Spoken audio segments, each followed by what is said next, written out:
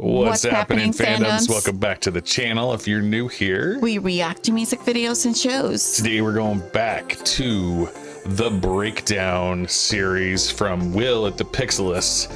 We're checking out episode 6 of the Legend of Vox Machina, all the details and the Easter eggs that are hard to catch. And we're 6 episodes behind. Yeah. In the real world, we've already finished this whole series because the last ones got released today, but we're still going to catch up with all the fun details along the way because a lot of these episodes had some really well hidden things in them, and Will is the one to find them. If you're not already a subscriber of the Pixelists, they are at Pixelists, so we'll put it up on the screen here, and you should go check them out. They do great content for Critical Role and other properties. So, and also don't forget to give them love and support to Cy and Bella. All right, let's dive into it. Hey everybody, welcome back to the Pixelists. I'm Will, and today we're going to be talking about episode 6 of the Legend of Vox Machina season 2. But before we dive in, allow me to give a couple of real quick announcements. First of all, by the time this video comes out, we are going to be getting real close to episodes 7, 8, and 9 premiering. Now, if you'd like to watch those along with me and other members of the community, check out our Discord. I'll have a link to it down in the doobly-doo. Nice. We would love to have you. These watch parties have been some of my favorite parts of this whole experience this season. So the more the merrier. Would love to have you join us. And don't worry if you can't make it this week. We will also be doing this for the final set of 3 episodes, and I'll give a reminder when we get closer to that. Also, if you watch Critical Role Campaign 3, which I imagine there's some overlap here, definitely check out our podcast. Blake and I discuss each episode every week, and it's just a good time. If you like these breakdowns, chances are you'll like the podcast, so I'd love it if you gave it a shot. You can find it here on YouTube or on any podcast platform. Other than that, let me just give my patented spoiler warning. If you haven't seen the campaign that this show is based on, this breakdown is going to contain lots of spoilers. I will try to avoid the massive moment type spoilers, though, and if I do tread into that territory, I will throw up a threat level midnight symbol. If you don't want to know the spoiler, just mute until that symbol leaves the screen. Alrighty, y'all. Thanks for bearing with me through that long intro. Let's get into it. All right, to kick things off, we've got this Grog dream sequence, and there's a lot to cover here. So, first of all, we've got a bunch of familiar faces in the stands here. Most of these characters are ones we've seen in the Slayer's Take, but we also have the Phil Barassa NPC. Now, Phil is the lead character designer for Vox Machina, and so it's just hilarious that this NPC is so ridiculously attractive. But he also showed up in episode 1, and he showed up in season 1 a few times. But next to him, we have the Matt NPC for this episode. And moving on from here, didn't see him. More foreshadowing, and this foreshadowing is actually paid off in this episode, so we can openly talk about it. And that is Pike getting impaled by Grog, and the rest of Vox Machina is lying here dead as well. But what's interesting here is that this is foreshadowing that happened in the campaign as well, which most of the foreshadowing that happens in the show didn't happen in the campaign because they didn't have the benefit of knowing the end of the story, right? But in this case, Matt actually did give Travis a dream sequence in which Pike was dead, and it was serving to be just a piece of this descent from him kind of losing himself to Craven Edge. So I like that they included the dream in the show too, because it actually happened. And I will include the clip to the dream at the end of this segment. Also here we get our first proper look at Kevdak. Now I'm going to throw a quick threat level midnight just because I'm going to be diving into Grog's backstory, which hasn't been covered in the show yet, but I'm sure it's going to be. But that being said, it is backstory, not something that hasn't happened yet, but do with that as you will. So Kevdak is played by Ralph Ineson, and he is another pitch perfect voice. Yeah, his voice is crazy. Know how to cast voice actors. Who'd have thought? I guess this part didn't need to be threat level midnight, but oh well. But so who Kevdak is? He is Grog's uncle and the leader of the Goliath herd. Now, the herd are these wandering barbarians that we've seen currently in Western that are bringing treasure to Umbrasyl. Currently kind of have some sort of working relationship where he doesn't kill them and they get to run Western. But what they do is they roam around, they raid, they pillage, and they're basically no good. Grog was originally part of them. Like I said, his uncle is the leader. But one day they came upon an old gnome, Willingham Trickfoot, and they wanted Grog to kill him. Grog refused, and because of this, they turned on Grog, beat the crap out of him, and essentially left him for dead. Now, Willingham Trickfoot, that might sound familiar because Pike Trickfoot. This is actually Pike's like great uncle, great maybe. So That Pike, grandpa. finds Grog, nurses him back to health, and that's basically how they became the bestest buds. And we're gonna find out more about this in this season. Wilhand is confirmed to be showing up. I'll talk more about him once that actually happens, but really excited for that casting. And, Kevdak is obviously a major player in Grog's story and is going to be for the remainder of this season. The light subsides and your vision returns. You look to see hundreds of people dead at your feet. Farmers. Children. You see Pike motionless, cast among the carnage. Man, that's a big old You container. want to scream, but instead you laugh against your own judgment and intent. Like you're locked within yourself and have no control. And as you look up from the pile of corpses at your feet, you see a towering figure before you. Cast in furs and bone, standing even a head and a half's height above you, is Kevdak, looking down at you with pride. The entire herd steps up beside him, staring at you atop your throne of corpses. And the herd kneels. Kevdak bows, looking up at you, smiling. You have finally made me proud, Grog. You wake up. Spittle and sand and grit mashed against your face. Who knows how long it's been? It's been a while since you've had a dream, let alone one like that. It's interesting to see that because in campaign 2 and campaign 3, Matt makes use of dream sequences and visions like this very, very frequently. It's happening to multiple characters all the time.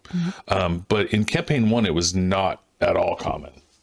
He did not do that very often. So I think he was just learning to use that as a type of narrative, like description for people. But yeah, it's very cool to get that flashback because he didn't do it very much. Right. Yeah. Alrighty, so coming out of this dream, Grog is freaking out, so much so that he doesn't really get any sleep for the night. And this is a really cool parallel to the first campaign because, just like you saw, this same kind of saga with Craven Edge was going on, but an added layer to it that we don't really get in the show because it's D&D is that there are mechanics to the sword. And how it worked in a really simple nutshell is that the more people he killed with it, the more blood it drank, the stronger it got. And there was like a point system to keep track of this. And every time Grog went to sleep every night, that point system reset.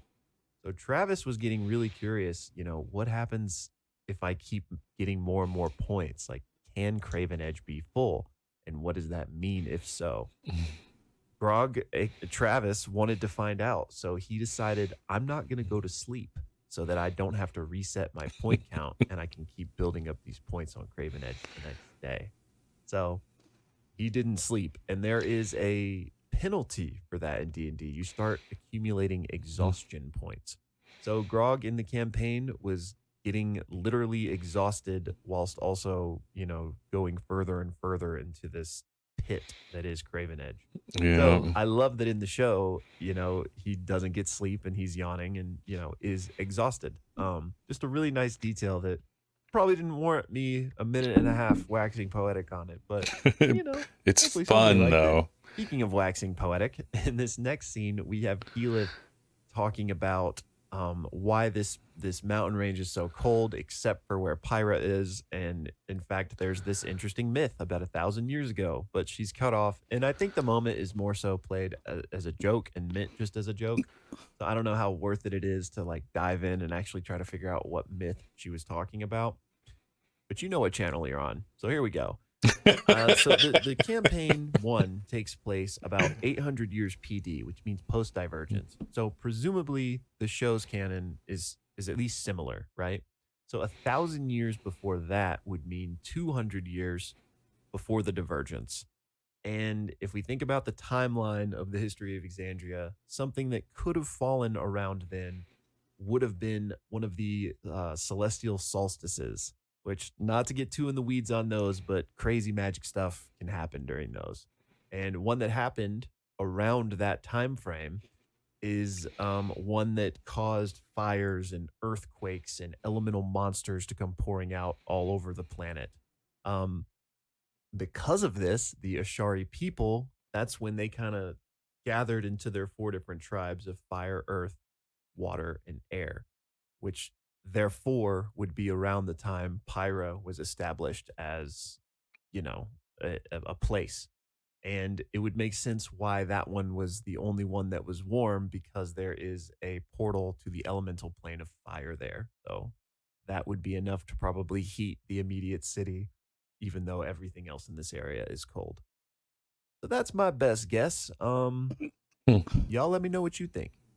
Anyway, also in this scene, we get a nice little Vex Percy moment. The dial's really getting turned up on these. I'm excited to see a potential couple of scenes that I'm hoping we'll get this season, which I'll obviously touch on if we get them, but I'm not going to waste time speculating right now. But, you know, good to see for all you Persalia Versi shippers out there. Persalia. See?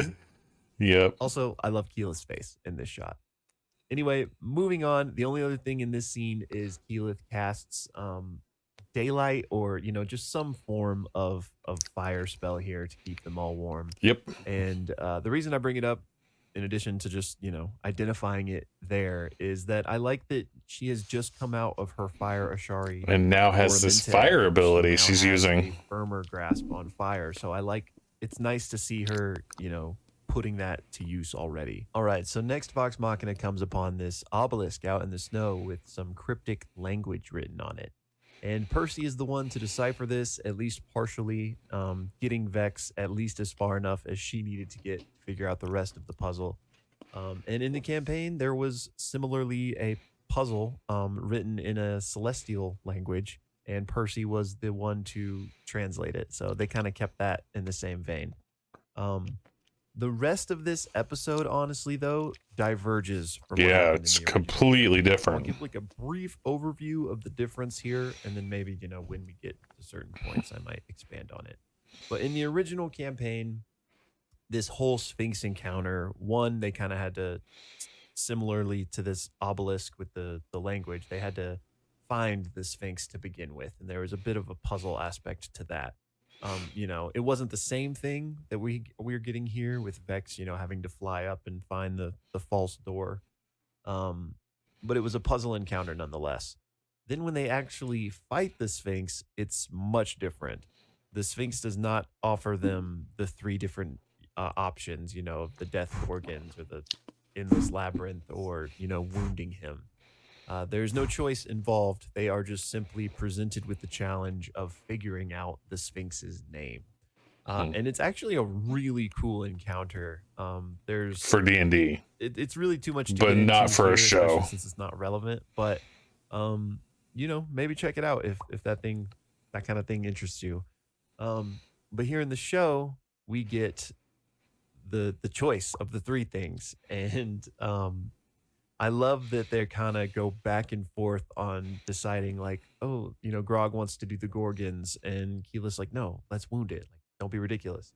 And they're just kind of going back and forth. And that, to me, is just pitch perfect D&D of the table sitting around trying to decide what to do next. Something that Critical Role themselves often do. They're Yeah. experts at it. They spend But hours it's just a core D&D thing. trying to figure out what to People do. have different ideas on what they should do next, and it's just just crosstalk, which I gotta think this is a reference to that. All right, just a couple of quick things before we get into the encounter itself. First and foremost, Kamal Giori is being played by Tony Plana. Another great casting. I mean, need I even say it at this point? They're pretty much all going to be that way. But also there's this moment where, Vax is kind of giving some exposition, or he's explaining something as they're walking in. And Vex is like, how do you know this? And it kind of shows his armor. Yeah, a little flash. gleam. One, I just like it that, like we've already seen with the visions from the Matron of Ravens, Vax just has knowledge that he otherwise shouldn't or wouldn't have access to via this connection and this deal that he's made. But I also think it could be a nod to the fact of just in D&D characters rolling natural 20s when you ask for a history check or a random religion check. It could be either one in this case. Sometimes they'll roll a natural 20 and you're like, okay, yeah, so you do know a little bit of this information, and you kind of got to, off the top of your mind, come up with a feasible reason for how the character happens to know this. So I might be reaching too deep there, but I like to think that this is a bit of a nod toward that. Okay, so Vox Machina chooses the path of wounding the Sphinx, and he teleports them to the show's version of the Astral Sea. Now, these visuals are gorgeous. Very beautiful. Yes. A lot of this could be an homage to the original encounter. Like I said, I don't want to get into the weeds on how that was different, but the arena with the 4 pillars, in the original encounter, there were 4 pillars that were part of the puzzle, and there were these portals that kind of sent players to an astral sea-esque realm for a while. So I feel like all of this is an homage. Next, we have everybody, at least to begin with, going 1v1 against the Sphinx to try to attack them, and they cannot land a single hit, which just goes to show a bit later in this episode when the dragon Umbrasyl shows up and ultimately kills our boy Cam, just how strong the dragons are. Yeah. But we're not there yet, so let me rewind. And apparently, as is the theme in this world, Osisa and Kamal Giori must have studied at the school of Regina George and Gretchen Wieners, because they are just stabbing straight for your greatest insecurity. Mean girls. And we have that on full display here. Vax goes up first and is told that, he will not be able to bear the weight of this deal that he's made, but, don't worry about it because you won't live long enough to do it. Then we've got Vex, who once again, it's brought up how, there's no one around that loves her anymore. Right. And of course, Grog, it's the recurring theme with him. Don't know where your strength where is. you find your strength. So just gut punch after gut punch after gut punch. The next 3 are all taken out at the same time, so no jabs there. But then, of course, Scanlan, all jokes, no heart. Which is kind of part of his storyline this season, and again, it is such great setup for the Bard's Lament. But let's not get too far ahead of ourselves, because first we have to talk about Emmy Award-winning Sam Riegel's power ballad this episode. What a moment! This did not happen in the campaign. Like I've said a million times so far, the encounter was different in the campaign. So getting to be surprised with this song in this it's a lovely song. One of my favorite parts of this season so far. Oh, that's a pretty picture. Banger. Like I can't wait till it's on Spotify. I'm gonna be, listening to it immediately. And more so, this moment morphing into just this bromance between Cam and Scanlan rather, was just poignant. This is kind of what Scanlan really needed, and him confessing that he has no one. Yeah, they are his true friends, but they kind of aren't giving him the benefit of the doubt on his depth. They kind of just see him as the comic relief and don't see the sincerity through that. Not that they don't see it at all, but they're just not. Everyone's seen how they've treated him this season. He's the butt of the joke. I don't need to expound a lot of times. I think he really needed this from Cam, and the lesson he's kind of teaching him of, maybe you should stop looking for love and let it come to you was, such a great setup for Kaylee and what we know to be coming this season, and ultimately in the Bard's Lament as well. So this was just fantastic, and of course. There's another level of this, and I'm going to go ahead and throw up a threat level midnight here. But the Sphinx moving into like saying, "You are the wisest sage I've ever known." one, for all that character reasons I was just talking about, is really impactful for Scanlan in this moment. But two, it nicely sets up the fact of Scanlan's end game come the very end of the campaign. Again, threats up there, but letting you know I'm talking in-game campaign stuff. Scanlan ultimately becomes the champion of the Knowing Mistress, which is the deity that Kamal Giori and Osisa serve. And in the campaign, it's not as if Scanlan doesn't have these same qualities that would maybe make him attractive to this deity, the wisest sage. And, that kind of aside, more so in the campaign, it was because Scanlan, everyone was kind of collecting deities for this, final battle. And so it was like, Knowing Mistress, okay, Scanlan, you take that one, basically. So I love that for the show, they're setting it up way more because he has this relationship with the Sphinx. And there's a couple other things that I could see, being signposts along the way to that final destination that will just make it that much more satisfying, if you. This is another example of working backwards, right? Because the campaign happened the way it did, and no one, including Matt, could have predicted at this point in the campaign what would happen at the end. Right. But now that we know the end in the show, they can put up these little foreshadowing pieces because they know where things happen. And so it's little extra hints and clues and set up things to make it flow more normally and naturally, which it's really enhancing the experience for, I think, everyone, including people who know and people who don't know, right? I think it's really cool. You will. So, absolutely loved this. I also loved the quick little note of them talking about rhyme schemes. Because one, Scanlan's a bard and he's singing songs, but in the original campaign, like I told you, this was a big puzzle encounter and there were obelisks with clues and stuff. Those all rhymed. So I could see the Sphinx, needing to work on his rhyme game as well in order to set up future puzzles. So just a little detail that I really like. All right, moving on from here, we get our first glimpse at the next vestige of divergence, Mythcarver. And this is really cool. First of all, I love how it changes size to fit whoever's wielding it. We obviously get that on full display as Scanlan grabs a hold of it.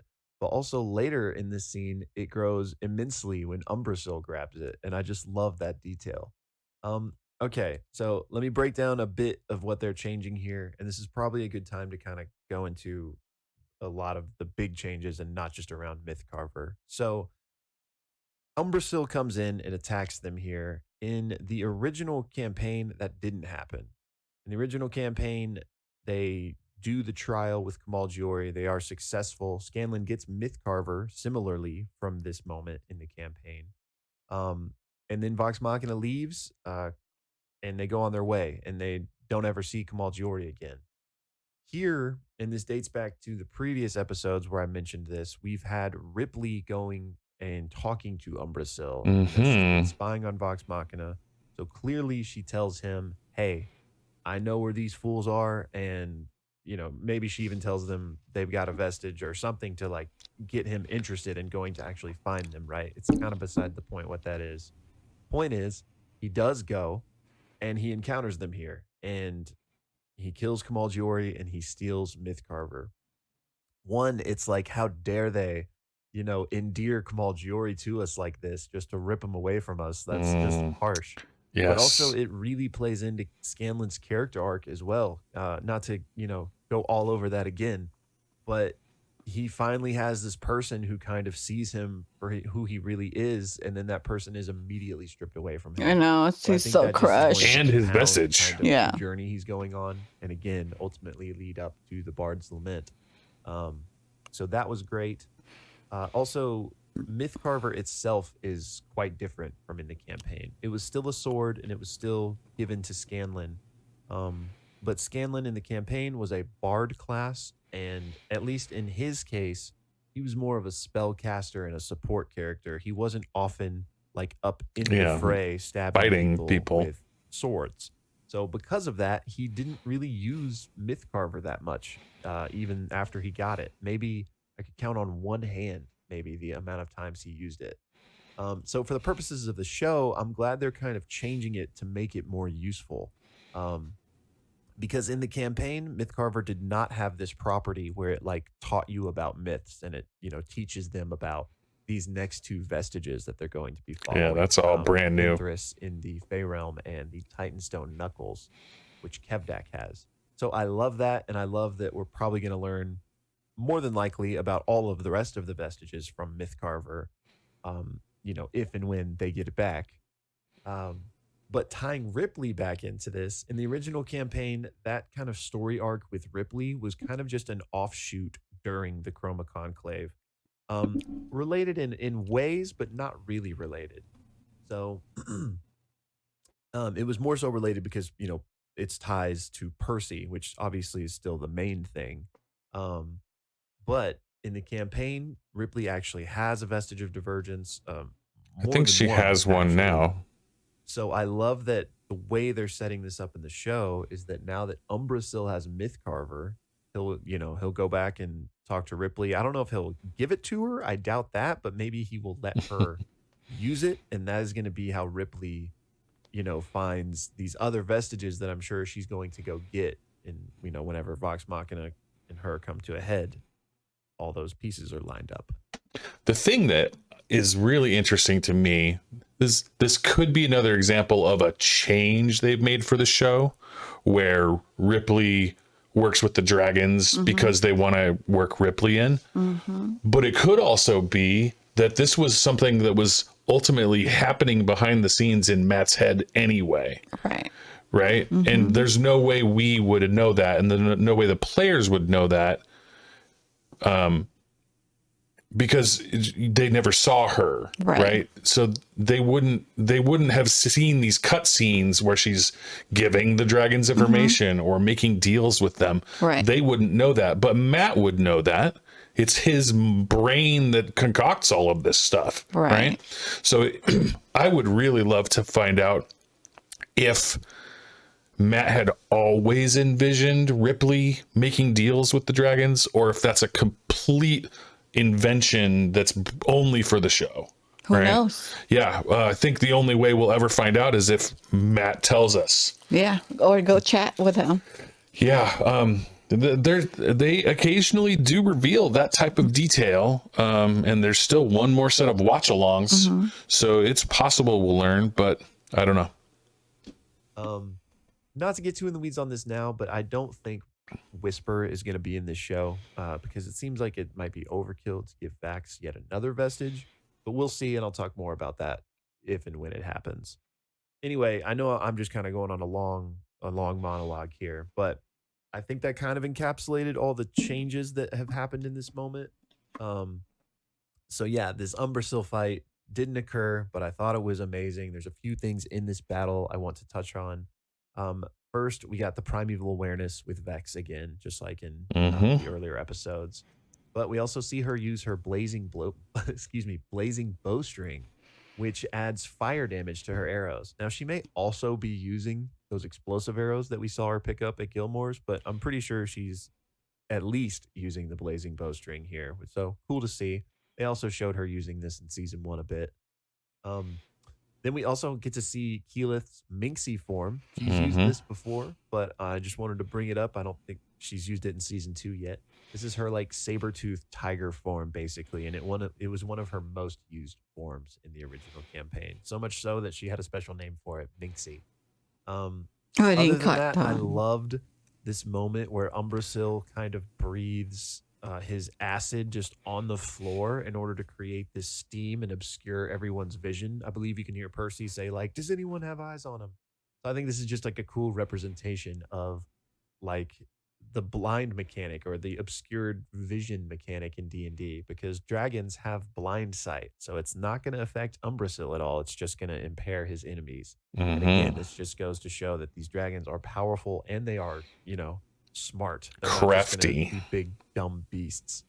One other thing in this fight that I want to touch on is Grog going, and we're going to talk a little bit more about Grog in a second.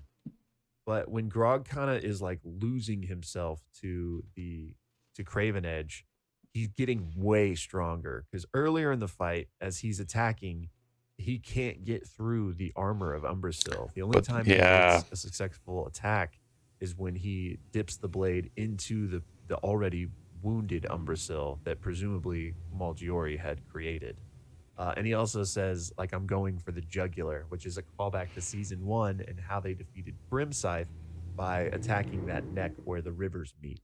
So I liked that callback, and I liked them setting up the fact that, yeah, these dragons are strong. You can't hurt them. But then when Grog does go berserk with Craven Edge, he is hurting Umbrasyl even without striking previous wounds. So, like, it's no wonder that he likes this sword and has kind of had it this makes journey him giving strong himself over more and more to it because it is making him way stronger. So just really cool to see that detail. Alrighty, so now we've got Grog, Craven Edge, and Pike. The moment this season's kind of been setting up the whole time. He goes too far and he impales her. Now, this happened in the campaign, but very it didn't differently. happen like this. Like I've said way too many times this episode, this encounter with the Sphinx was different. Umbrasyl never came, so therefore, Grog wasn't fighting Umbrasyl and then accidentally impaled Pike. It happened during the Sphinx's puzzle encounter. I'm going to include the clip just because it's not too long just to show that portion. So I'll just let you see what happens instead of explaining it. But I just love that, they kept that kind of crowning moment to this Craven Edge. It was very impactful. Descent into madness. if you Both will. ways. So I'm glad they kept that the same. And I'm really interested to see how they handle it from this point forward. Because from here, we get more changes to the campaign. Obviously, they're teleporting out and going to the Fey Realm, which Vox Machina went to the Feywild in the campaign, but it happened much later in this arc. I don't want to say when because that's kind of spoilery, but it does not happen here. But I think shifting it here It's fine. is perfectly fine. It makes sense even, or especially for the show's narrative. Because we'll go get Fenthras, we'll go, deal with Sildor and the twins' father a bit, and that'll be interesting. And then we will reconvene probably in Westerin, and then, move on to Umbrasyl from there to get Mythcarver back. What's interesting, though, that is in the campaign, everyone went to the Feywild. And here, since Keylith's spell gets interrupted, if you will, and I like that the symbol here that she's using is all these triangles, which reminds me of the Ashari symbol, which I pointed out in the last episode. So very similar. But they get bumped, and Grog, Scanlan, and Pike get kind of shunted out to the side. That didn't happen in the campaign, so I don't even know what's going on here. I'm curious to see, I think, one of two things. Are Grog and the gnomes still going to end up in the Feywild, but just elsewhere? They've been separated, but they will ultimately reconvene. Or did they not transcend planes at all, and they're still on the Prime Plane, and maybe they'll head to Westerin and get the ball running on those story threads? I'm leaning toward the latter, but I could see it going either way. So I'd love to hear what y'all's thoughts are in the comments. And y'all, I think that's going to do it for this episode. I appreciate you bearing with me. This one had a lot of long rants. So, thanks for humoring me. But other than that, we got the new episodes coming out very shortly. Like I said, we're having a Discord watch party. Would love for you to join us. But until then, y'all. Because now shit's happening. So, Grog, after seeing this, though you cannot say to anyone what you found yet, you, having no tether, are just drifting away from the portal and seeing it just disappearing slowly away from you. What are you gonna do? Can I grab my earring and say what I see? You grab your earring, you say it, there's no response. You guys hear nothing. Yeah. You're about 15 feet away from In the now. campaign, they all have like walkie-talkie earrings. Can I take my chain of returning and attach it to Craven Edge and throw it through the doorway that I see? You can. Go ahead and roll. Roll for an attack. Oh my god. Should have had a breakfast. 23. 23. You fling it through, and it catches something. You feel it. It's taut. You start pulling your way in, pulling your way in, pulling your way in. Go ahead and roll damage. It's Pike. It's Pike. Oh. God. It's gotta be Pike, right? She's got Damage. Oh, damage. Sorry, damage. I rolled the wrong thing. Please don't let it be Pike. 9. Please don't let it be Pike, he says. 14. And I'm so excited. Plus your 2d6 necrotic. Yep, plus 2d6 necrotic damage. 7. How many dice does he has to roll? 30 points of damage. Okay. A lot. You pull the chain and you make your way to the portal. You put your hands out and pull through.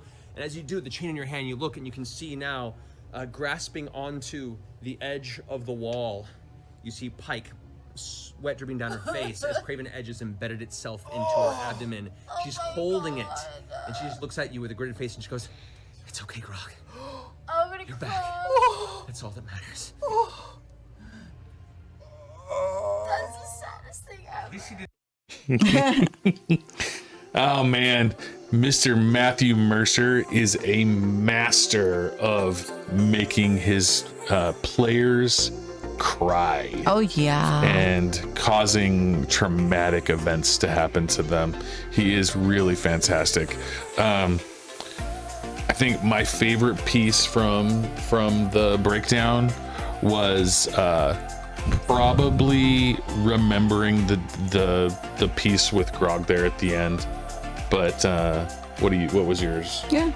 The Grog piece. Yeah. Yeah. I mean, seeing their reaction is a little bit different from the movie. Yeah. But I think it's just different in how they react. It's, oh, it has to be Pike. It's gonna be Pike. Oh, it is Pike. Yeah, they kind of knew because they know Matt. Yeah. Right? That he's gonna do the worst thing to them sometimes. Okay, well, if you're not already familiar with the Pixelists, they do great work and lots of content about Critical Role and other things. Go check them out. We'll have a link in the description. And thank you again for turning into our channel. As Sai said, we'll put the link on our description for the Pixelists. Thank you again for your love and support to our channel. We really appreciate you guys. Send us our suggestions and recommendations. They'll be greatly appreciated. Thank you again, and see you in the next video.